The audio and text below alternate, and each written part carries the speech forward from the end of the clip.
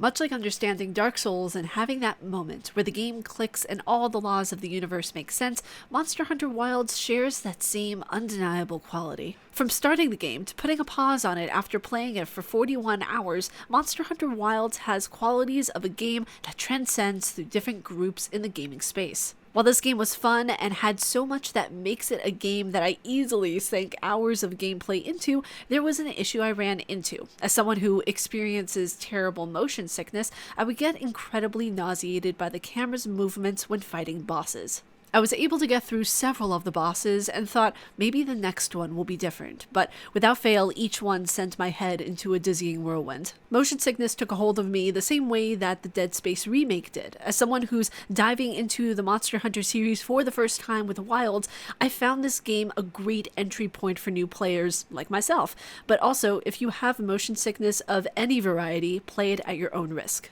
What's going on, you guys? It's your Huggable Hipster here, and welcome back to the channel. In today's video, I'm going to be going over my first impressions of Monster Hunter Wilds. This was my first time diving into the Monster Hunter world, and it was amazing to see the characters, the well-done, slow-paced story, and weapons that create such a fun level of immersion during hunts and boss battles. I see why the series is so loved. There was a bit of a learning curve with the mechanics, but once I got acquainted with them, they felt so nice, and the utilization of different weapons reminded me of Bloodborne. You could utilize the big hammer and slam the daylights out of something, or take the more elegant approach with the dual sword. There were also several buffs and ways to absolutely be obnoxious when fighting monsters. I loved it. It got a bit overwhelming at times with how much there is to learn and do in this game, but it was fun to dive into something new and see what my playstyle would evolve into. After 41 hours in and getting up to the boss, the Black Flame, I had to, unfortunately, stop Monster Hunter Wilds. I was experiencing motion sickness with almost every boss I took on, and the camera is a strange one where in the game there's no traditional lock on, you just have a focus button that allows you to follow the boss/monster around a little bit easier. I tried different things in settings. I tried to take breaks intermittently, and I would always end up feeling like the Exorcist shooting out pea soup. Okay, I'm being a bit overdramatic, but it was not fun. I would highly recommend for anyone with motion sickness, please understand that the camera is weird and you might have the same issue as me, minus the Exorcist problem.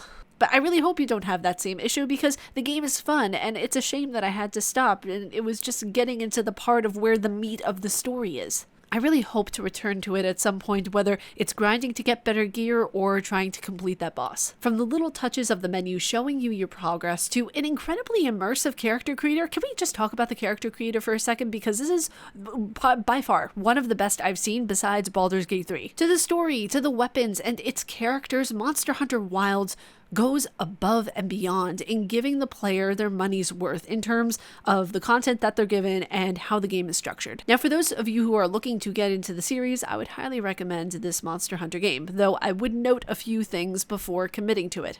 These are things that just also took me by surprise, but they are to be noted nonetheless. Firstly, the bosses are damage sponges with no health tracking meter. If you are looking for an area of where to track where the boss's health is at, instead of a tracking meter, they have the boss showing signs of weakness. It will get more exhausted or it will start to limp more progressively. If you think you're just going to walk into a boss arena and just tell when you are almost done fighting a boss, guess what? You won't.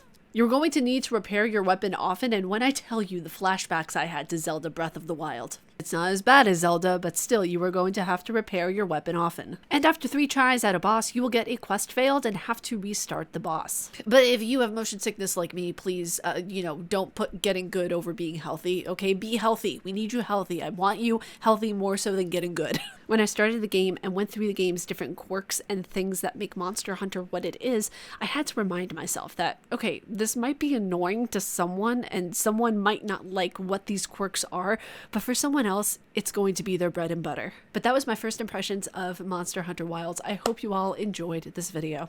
If you guys like my face and what I do, please be sure to subscribe and hit that bell down below. Also, be sure to sign up for the memberships. I have a lot of really awesome stuff coming up soon. May you find your worth in the waking world, dear hunter, and I will see you all in the next one. Umbasa.